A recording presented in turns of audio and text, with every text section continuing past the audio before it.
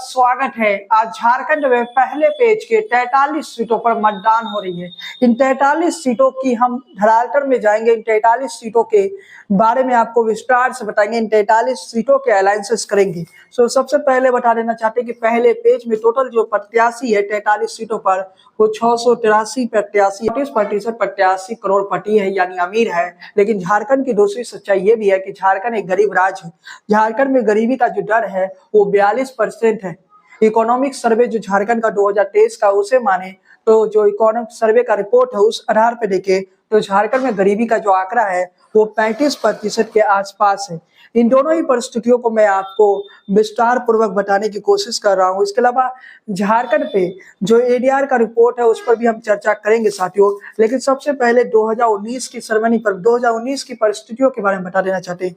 आज झारखंड में पहले पेज में 43 सीटों पर मतदान हो रहा है। दूसरे पेज में यानी 20 तारीख को करीब दूसरे पेज में 20 तारीख को बचे हुए जो सीट है उस पर चुनाव होने जा रहा है। पहले पेज में 43 सीटों पर, सेकंड पेज में याद रखिएगा कि महाराष्ट्र में भी जो है इलेक्शन होने जा रहा है। महाराष्ट्र में भी इलेक्शन होने जा रहा है। लेकिन सबसे पहले झारखंड विधानसभा चुनाव 2019 के आंकड़े आपको हम बता दें। झारखंड मुक्ति मोर्चा ने 2019 में 30 सीटें जीता था, भाजपा ने 25 सीटें जीता था, कांग्रेस 16 सीटें जीती थी, जेवीएम की बात करें तो 3 सीटें जीता था। इसके अलावा अदर्स की हम बात कर ले तो एक छोटी पार्टी और 5 सीटें अदर्स ने जीती थी। टोटल मिला के 7 सीटें जो है अदर्स के खेमे में गया।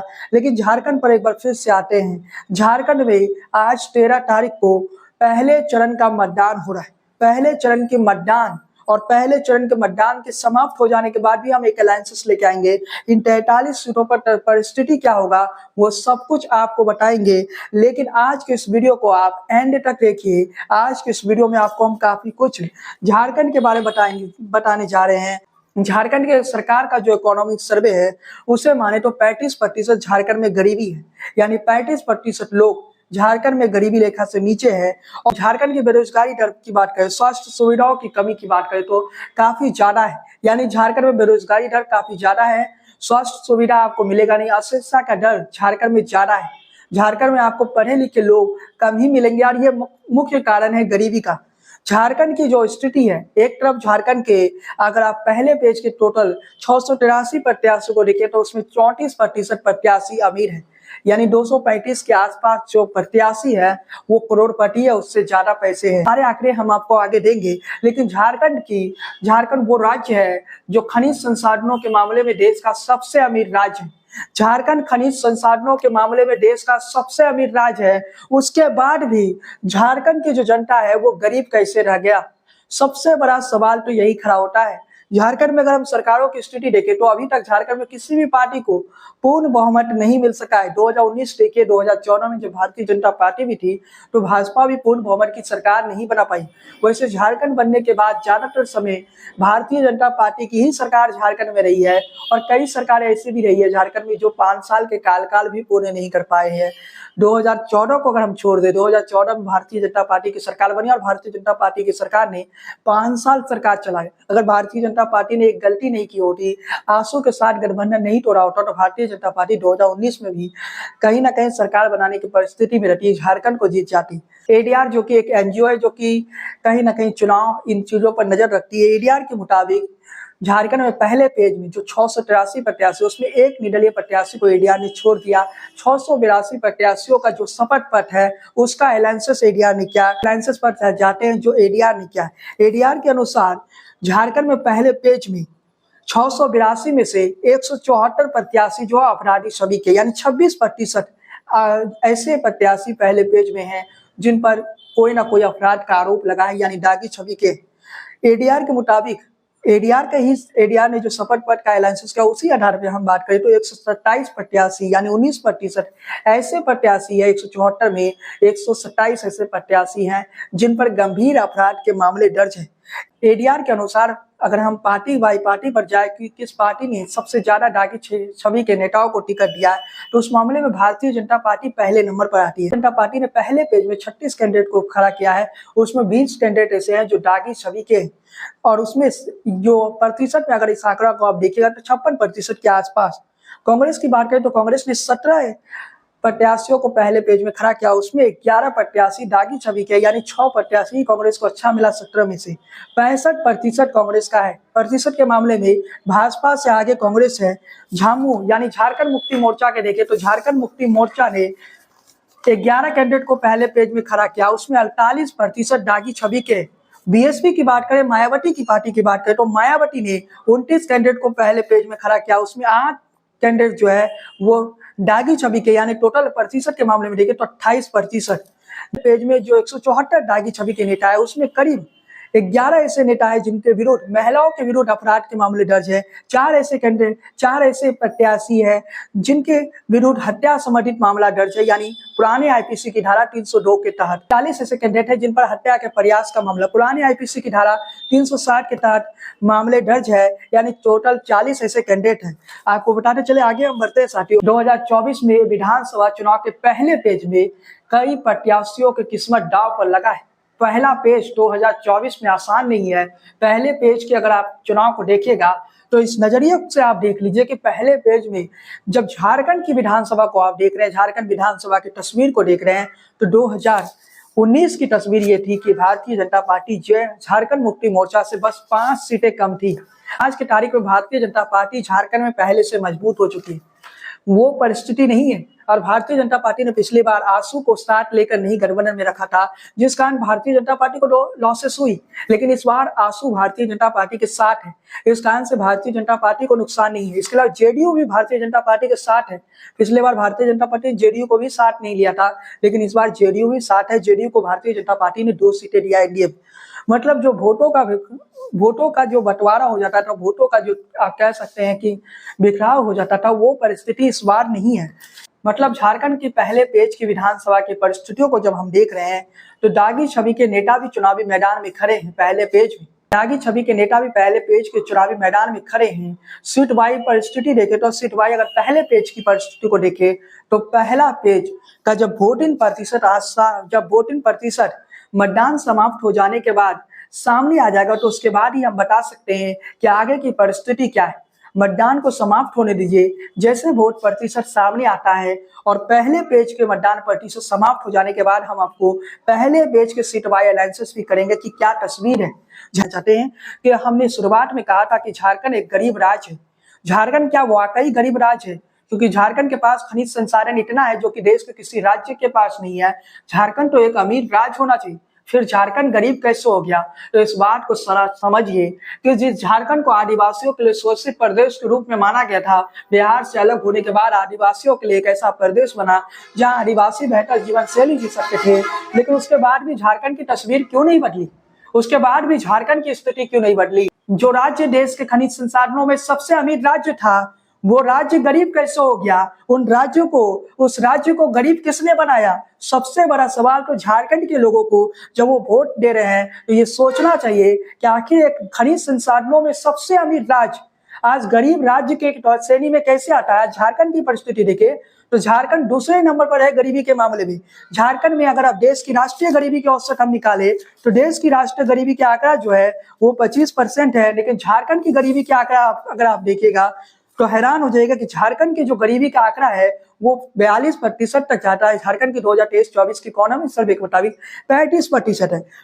वहीं झारखंड की अगर आप शहरी क्षेत्र और ग्रामीण क्षेत्र की तुलना करिएगा तो ग्रामीण क्षेत्रों में जो गरीबी है वो 46% है और शहरी क्षेत्रों में जो गरीबी दर है वो लगभग 15% है।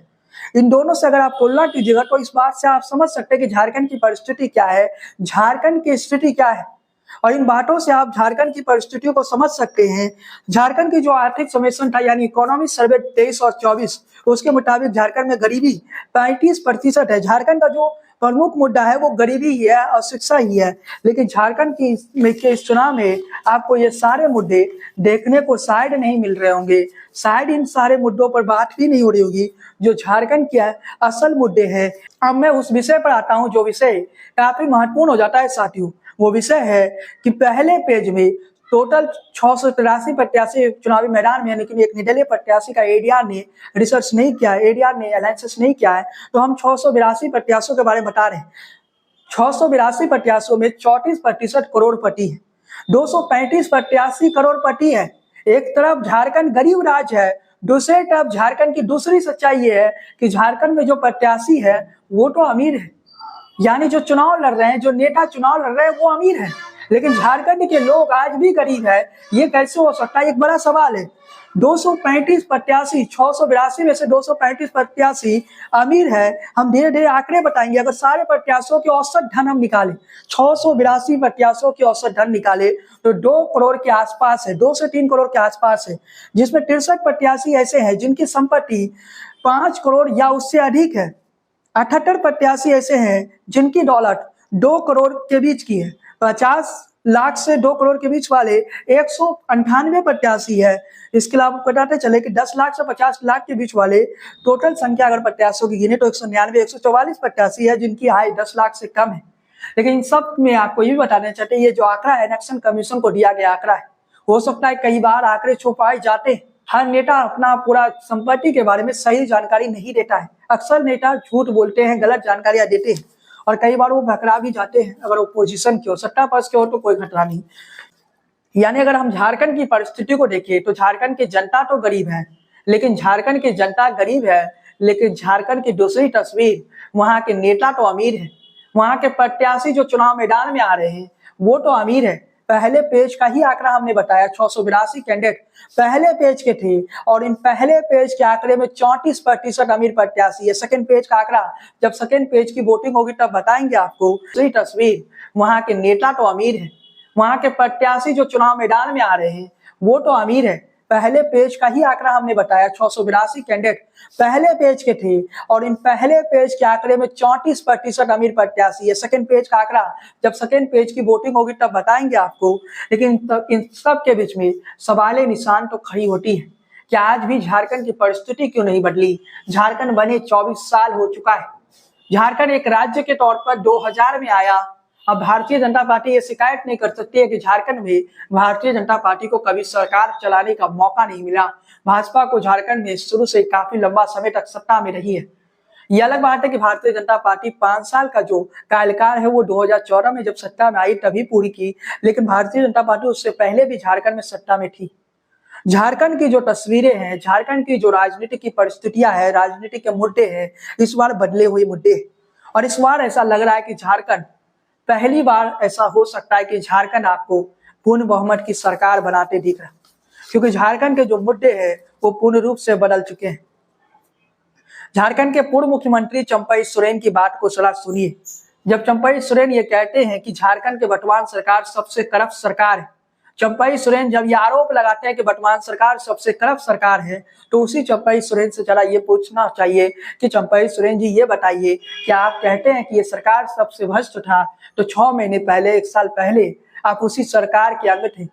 जिस सरकार को चंपई सोरेन सबसे भ्रष्ट सरकार बता रहे हैं, उसी सरकार में चंपई सोरेन मुख्यमंत्री की कुर्सी पर बैठे। शायद हेमंत सोरेन ने मुख्यमंत्री नहीं बनाया होता तो आज भारतीय जनता पार्टी चंपई सोरेन को लेकर भी नहीं आते। यानी हेमंत सोरेन ने मुख्यमंत्री बनाया तभी चंपई सोरेन को भारतीय जनता पार्टी ने लेके आए। और सबसे बड़ी गलती शायद हेमंत सोरेन ने वहां कर दी थी कि चंपई सोरेन को मुख्यमंत्री बनाए। चंपई सोरेन एक भरोसेमंद साथी थे हेमंत सोरेन के, लेकिन सियासत में ना ही कोई सदा के लिए दोस्त होता है, सियासत में ना ही कोई सदा के लिए दुश्मन होता है। ये कहानियां तो आपने सुना ही है और यही सियासत की सच्चाई है। चंपई सोरेन जब मुख्यमंत्री बन गए तो उन्हें मुख्यमंत्री आवास में मन लगने लगा। वो इस्तीफा नहीं देना चाहते थे। हेमंत सोरेन जब जेल से निकले तो वो इस्तीफा ले ही लिए, और इस्तीफा ही नहीं लिए बल्कि चंपई सोरेन की राजनीतिक कर वहीं से घटना भी शुरू हो गया। और ये बातें चंपई सोरेन को बर्दाश्त नहीं हुआ और चंपई सोरेन भारतीय जनता पार्टी में चली गई। चंपई सोरेन भारतीय जनता पार्टी में चले गए। लेकिन एक बात और बताना चाहते हैं कि चंपई सोरेन को अगर वाकई ये लगता था ये वर्तमान सरकार सबसे भ्रष्ट सरकार है तो 3 से 4 महीने वो मुख्यमंत्री रहे। चंपई सोरेन को कहीं ना कहीं एक्शन तो लेना चाहिए। चंपई सोरेन को अगर वाकई लगता है कि वर्तमान सरकार झारखंड की सबसे भ्रष्ट सरकार है तो इसी सरकार में वो 3 से 4 महीने मुख्यमंत्री भी रहे। तब चंपई सोरेन ने क्यों नहीं कोई एक्शन लिया? तब चंपई सोरेन ने क्यों नहीं कोई बड़ा कदम उठाया? और उठाना भी चाहिए चंपई सोरेन को, जो भ्रष्टाचारी थे उन्हें सजा भी देना था। लेकिन चंपई सोरेन ने ऐसा कुछ नहीं किया क्योंकि उन्हें सत्ता का सुख लेना था। चंपई सोरेन को मुख्यमंत्री बनाकर गलती हेमंत सोरेन ने किया। कुछ इसी प्रकार की गलती 2015 में जीतन राम मांझी को मुख्यमंत्री बनाकर नीतीश कुमार कर चुके। जीतन राम मांझी इस्तीफा देने को तैयार नहीं थे, लास्ट में क्या परिस्थिति हुई ये सबको वाकिफ है। वो तो नीतीश कुमार थे कि बच गए और यहाँ हेमंत सोरेन भी बच गए, लेकिन ये कहीं ना कहीं चंपई सोरेन जो हुंकार लगा रहे, चंपई सोरेन एक और बड़ा मुद्दा उठा रहे जो कि झारखंड के आदिवासियों के बीच में सबसे बड़ा मुद्दा है। झारखंड में आदिवासी बेल्ट जो है, आदिवासियों के लिए आरक्षित सीट 28 है। इन 28 सीटों में झारखंड मुक्ति मोर्चा ने पिछली बार 1819 सीटें जीता था, लेकिन इस बार इस आदिवासी बेल्ट में सीटों का समीकरण आपको बदलता नजर आएगा। इस आदिवासी बेल्ट में तस्वीर आपको बदलती हुई नजर आएगी, और वो तस्वीर क्या होगी तो वो आपको हम 20 तारीख को जब सेकेंड पेज का मतदान समाप्त हो जाएगा तब बता देंगे।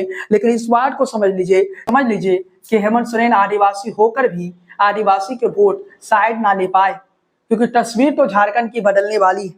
झारखंड में इस बार ऐसा लग रहा है कि एक राजनीतिक दल को पूर्ण बहुमत की सरकार बनने जा रही है। झारखंड के इस बार चुनावी मुद्दे बदले से आदिवासी इलाकों में जब आप जाइएगा तो झारखंड के आदिवासी क्षेत्रों में जो सबसे बड़ा मुद्दा है वो घुसपैठ की समस्या है।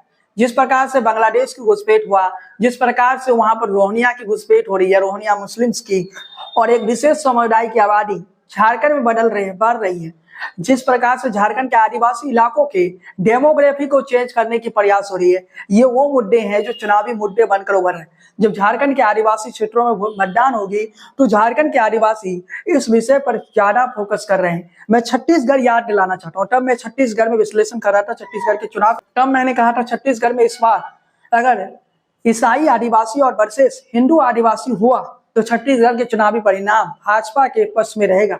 आज की तारीख में मैं फिर से कहना चाह रहा हूं, जिस प्रकार से झारखंड के आदिवासी क्षेत्रों में एक माहौल तैयार हो चुका है बांग्लादेश घुसपैठ के खिलाफ, जिस प्रकार से रोहिंग्या के खिलाफ एक माहौल तैयार हो चुका, उस माहौल के बाद झारखंड में भाजपा की सरकार ज्यादा दूर नहीं है।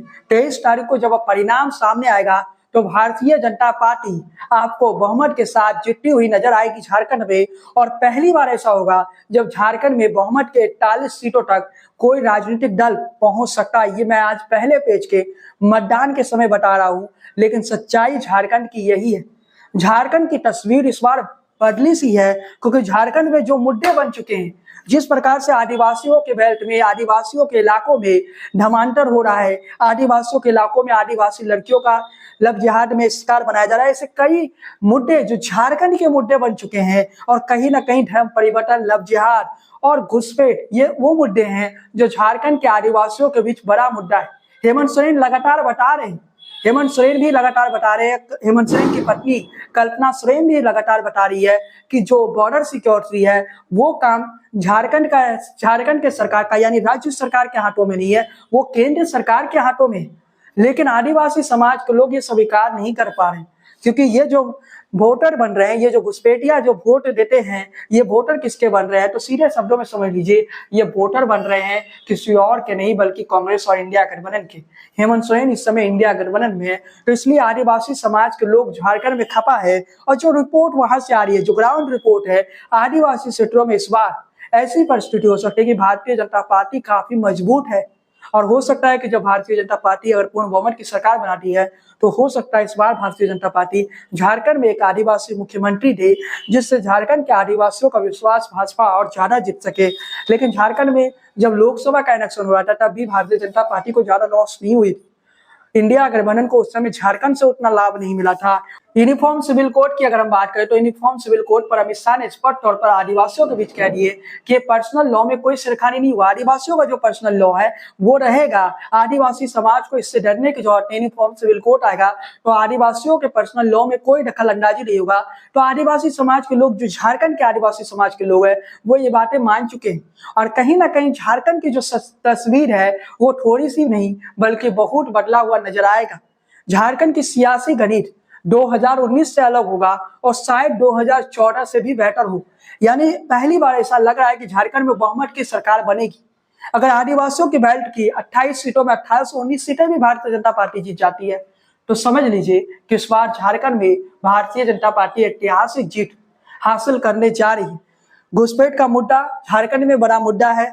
धर्म परिवर्तन का मुद्दा झारखंड के चुनाव में बड़ा मुद्दा है। झारखंड का गरीबी झारखंड में मुद्दा नहीं है। झारखंड में 42% गरीबी है। झारखंड के इकोनॉमिक सर्वे के मुताबिक 35% गरीबी है, लेकिन गरीबी झारखंड के लिए मुद्दा नहीं है। झारखंड के लिए इस वक्त सबसे बड़ा मुद्दा घुसपैठ की समस्या है। जिस प्रकार से झारखंड की डेमोग्राफी को बदलने की कोशिश हो रही है, 2000 में जब ये राज्य बना तो आदिवासियों के लिए राज्य बना था, लेकिन इस राज्य में एक विशेष समुदाय की आबादी लगातार बढ़ रही है।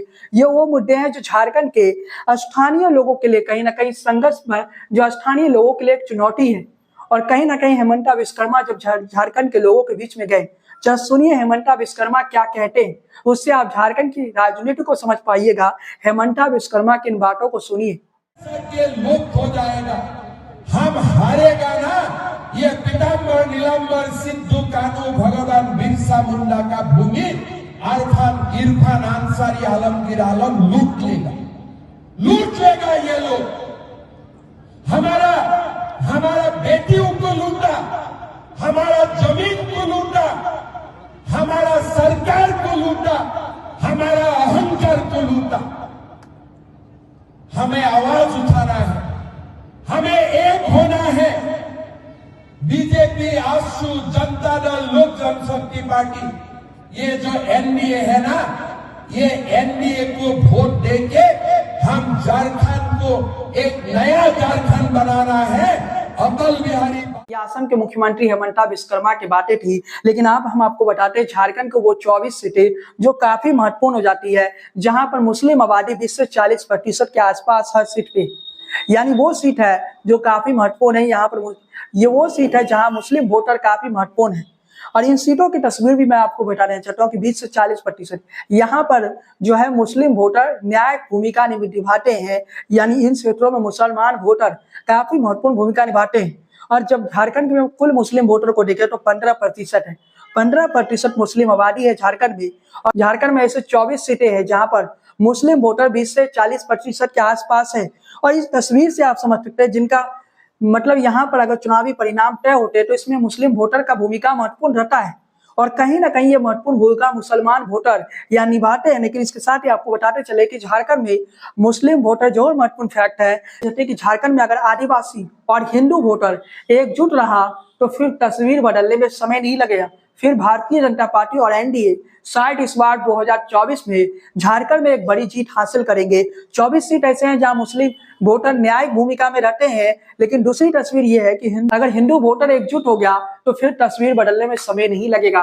फिर झारखंड में भारतीय जनता पार्टी के पक्ष में जाएगा। और जिस प्रकार से योगी आदित्यनाथ का रैली हो रहा है, जिस प्रकार से योगी आदित्यनाथ का इफेक्ट लग रहा है, योगी आदित्यनाथ जब झारखंड में जाकर कहते हैं कि बटोगे तो कटोगे, ये नारा उन्होंने हरियाणा में दिया था। हरियाणा में सारे सर्वे गलत हो गए। उसका कारण था योगी आदित्यनाथ। योगी आदित्यनाथ अकेले नहीं चाहते, बल्कि उनकी टीम जो है, योगी आदित्यनाथ की जो टीम है, वो नरेंद्र मोदी की टीम से कहीं गुना बेहतर है। और कहीं ना कहीं अब योगी आदित्यनाथ वो नेता नजर आने लगे जो जहां जाते हैं वहां चुनाव जिता देते हैं। महाराष्ट्र से भी हमारे पास जो ग्राउंड रिपोर्ट आ रही है, महाराष्ट्र में भी जिस प्रकार से योगी आदित्यनाथ का कद महाराष्ट्र में बढ़ा है, महाराष्ट्र में जिस प्रकार से हिंदू वोटर एकजुट है, वो योगी आदित्यनाथ ही कर सकते थे। और वही तस्वीर झारखंड में दिख रहा है। और कहीं ना कहीं योगी आदित्यनाथ का जो भाषण होता है उससे कहीं ना कहीं एकजुटता हिंदुओं के बीच में होती है। और कहीं ना कहीं अब ये कहा जाने लगा कि देश के अगले प्रधानमंत्री योगी आदित्यनाथ। लेकिन ये बात नोट कर लीजिए कि झारखंड और महाराष्ट्र भारतीय जनता पार्टी जीतती है तो योगी आदित्यनाथ का दिल्ली आना शायद 2025 में तय हो जाएगा, क्योंकि उसी साल नरेंद्र मोदी 75 साल के हो रहे, यानी नरेंद्र मोदी रिटायर होंगे, योगी आदित्यनाथ दिल्ली में सत्ता संभालेंगे। लेकिन इन सब के बीच में हम जब झारखंड की सियासत पर एक बार फिर से आते हैं, यहाँ हेमंत सोरेन है जो कि आदिवासियों के सबसे बड़े नेता है। और हेमंत सोरेन आदिवासियों के सबसे बड़े नेता माने जाते हैं। लेकिन वो हेमंत सोरेन अगर झारखंड में चुनाव हार जाए तो फिर तस्वीर क्या होगी? तस्वीर शायद कुछ और होगी। लेकिन चलिए साथियों, कुछ बातें और बता देना चाहते हैं कि झारखंड की कुछ और सच्चाई बता देना चाहते हैं। इकोनॉमिक सर्वे 2021 और 22 के मुताबिक झारखंड के पर कैपिटल इनकम 84,000 है। इकोनॉमिक सर्वे 22 और 23 के अनुसार झारखंड का जो पर कैपिटल इनकम है वो 91,000 है। और इकोनॉमिक सर्वे 23 और 24 के अनुसार झारखंड का पर कैपिटल इनकम 98,000 से ज्यादा है। इससे आप समझ सकते हैं कि झारखंड की जो पर कैपिटल इनकम है वो बिहार से भी ज्यादा है, उत्तर प्रदेश से भी ज्यादा है। तो हेमंत सोरेन की सरकार कहीं ना कहीं इसका क्रेडिट तो लेना चाहेगी, क्योंकि हेमंत सोरेन के सरकार के दौर में ही झारखंड का पर कैपिटल इनकम बढ़ा है। लेकिन ये भी बताना चाहते हैं कि झारखंड की प्रति व्यक्ति आय शायद इससे कई गुना और ज्यादा होना चाहिए। झारखंड के जो खनिज संसाधनों के मामले में हम देखें तो झारखंड देश का सबसे अमीर राज्य है। फिर झारखंड में 35% या 42% गरीबी कहाँ से आ जाता है? कहीं ना कहीं झारखंड सरकार की नीतियां गलत थी, या झारखंड में एक अस्थिर सरकार 5 साल की नहीं चल पाई। इस कारण से झारखंड की स्थिति ये हो गई, क्योंकि ज्यादातर समय झारखंड में सरकारें 2 साल की बनती थी, 3 साल की बनती थी, और वो सरकारें लंबा नहीं चल पाता था। इस कारण से झारखंड की ये परिस्थिति हुई। झारखंड में 2014 में बीजेपी की सरकार जब बनी वो 5 साल चली। इसके अलावा हेमंत सोरेन को देखे तो वो भी 5 साल मुख्यमंत्री नहीं रहे। चंपाई सोरेन का 3-4 महीने की कार्यकाल आया। मतलब झारखंड में अस्थिरता नहीं रही। झारखंड में जो अस्थायी सरकार आप कह सकते हैं वो नहीं था। वैसे हेमंत सोरेन के सरकार में झारखंड मुक्ति मोर्चा ने 5 साल शासन किया। भले ही चंपाई सोरेन बीच में आए, हेमंत सोरेन जेल चले गए थे, लेकिन झारखंड की जो परिस्थिति है, यहाँ पर एक अस्थिर सरकार या फिर एक पार्टी को बहुमत ना मिलना भी यहाँ की तस्वीर थोड़ी बदली हुई नजर आती है साथियों। लेकिन इसके साथ ही आपको बताते चले कि झारखंड का जो पर कैपिटल इनकम है, यानी प्रति व्यक्ति आय के मामले झारखंड बिहार और उत्तर प्रदेश से आगे। यानी झारखंड की दूसरी तस्वीर ये है कि पर कैपिटल इनकम के मामले में बिहार उत्तर प्रदेश से झारखंड काफी आगे है। लेकिन इसके साथ ही आपको साथियों ये बताना चाहते हैं कि जैसे मतदान समाप्त हो गया, आपके लिए एक और एनालिसिस लेके आएंगे वोट प्रतिशत पर। ऐसा इलेक्शन कमीशन आजकल सही डाटा पब्लिक नहीं करती है, लेकिन फिर भी हम आपके लिए लेके आएंगे, और जो जानकारियां होगी हम लगातार आपको अपडेट देते रहेंगे, लगातार आपको बताते रहेंगे झारखंड की चुनावी रणभूमि में आखिर क्या हो रहा है, झारखंड के चुनावी रणभूमि की परिस्थिति क्या होने वाला है, झारखंड की चुनावी रणभूमि में परिस्थितियां झारखंड के आगे की क्या होने जा रही है। झारखंड में जैसा कि मैंने कहा कि यूनिफॉर्म सिविल कोड एक बड़ा मुद्दा है, लेकिन जैसे अमित शाह ने कह दिया कि यूनिफॉर्म सिविल कोड आदिवासियों का जो पर्सनल लॉ है उसमें कोई दखल अंदाजी नहीं करेगा। उसके बाद झारखंड के आदिवासी बीजेपी से नाराज नहीं है। आदिवासियों के बीच ये मैसेज जा चुका है कि यूनिफॉर्म सिविल कोड आ भी जाता है तो इससे आदिवासियों का जो पर्सनल लॉ है उसमें कोई दखल अंदाजी नहीं होगा। और इसी बात से कहीं ना कहीं आदिवासी समाज भारतीय जनता पार्टी की तरफ रुख कर रही है। संविधान लोकसभा चुनाव के समय मैंने एक किताब भी लिखा था 24 की रणभूमि। उस किताब में मैंने जिक्र किया था 2024 के इलेक्शन में संविधान बड़ा मुद्दा बनेगा। और यकीन मानिए कि वो किताब 1 साल पहले लिखी गई थी, लेकिन वो किताब में जो बातें मैंने लिखा था वो हर 100% सच हो गया। 2024 के इलेक्शन में संविधान बड़ा मुद्दा बन गया। और संविधान बड़ा मुद्दा बना ही नहीं, बल्कि संविधान के कारण भारतीय जनता पार्टी की सीटें कम हो गई। भारतीय जनता पार्टी को 7 से 63 सीटें घट गई। जहां नरेंद्र मोदी 400 के नारे लगा रहे थे, वहां 250 सीटें भी नहीं आई। और लोकसभा इलेक्शन के दौरान मैंने एक वीडियो भी बनाया था, जिस प्रकार के माहौल चल रहे उस समय की एक वीडियो देख लीजिए, जिसमें मैंने कहा था कि इस बार 250 सीटें भी कहीं ना कहीं मुश्किल है। और वो परिस्थिति देखने को मिला। दक्षिण भारत में इस बार बीजेपी की सीटें बढ़ेगी, और बीजेपी की सीटें बढ़ी, बीजेपी के वोट शेयर भी बढ़ी। लेकिन जब लोकसभा इलेक्शन शुरू हो रही थी, जब संविधान मुद्दा बन चुका था, तब मैंने एक वीडियो डाला था और उसमें मैंने बताया था कि 250 सीटें भी मुश्किल होगी। और वाकई संविधान का मुद्दा बनने के बाद देश भर की जो राजनीति की परिस्थितियां है वो बदल गई। उत्तर प्रदेश ने सबसे बड़ा दंश भारतीय जनता पार्टी को दिया, लेकिन भारतीय जनता पार्टी ने अपनी गलतियों से सीख ले लिया। आज की तारीख में संविधान को मुद्दा ही नहीं रह गया। आज भले ही विपक्ष संविधान को मुद्दा बनाने की कोशिश कर रहा हो, लेकिन संविधान अब मुद्दा नहीं है। योगी आदित्यनाथ ने संविधान और जातीय जनगणना का जो काट ढूंढा है, वो बांग्लादेश में हिंदुओं के साथ जो कुछ हुआ, उसके बाद योगी आदित्यनाथ ने उसे इस प्रकार से प्रस्तुत कर दिया कि अगर बटोगे तो कटोगे। ये नारा शायद पूर्ण रूप से कहीं ना कहीं सियासत को बदल दिया। ये वो नारा था जो हरियाणा में दिया गया था, हरियाणा के चुनाव के दौरान दिया जा रहा था, लेकिन उसके बाद की तस्वीर क्या होती है? हरियाणा भारतीय जनता पार्टी जीत जाती है, सारे सर्वे गलत हो जाती है। आज की तारीख में भारतीय जनता पार्टी झारखंड जीतने जा रही है, ये बातें कही जा रही है। और ऐसी परिस्थिति है कि महाराष्ट्र भी भाजपा जीत जाए। अगर ये दोनों राज्य भारतीय जनता पार्टी जीत जाती है तो अब जब नरेंद्र मोदी संसद आएंगे तो नरेंद्र मोदी वो उस प्रकार के मनोबल में संसद में नहीं आएंगे, बल्कि नरेंद्र मोदी इस प्रकार से आएंगे जैसा आप पहले वो आते थे।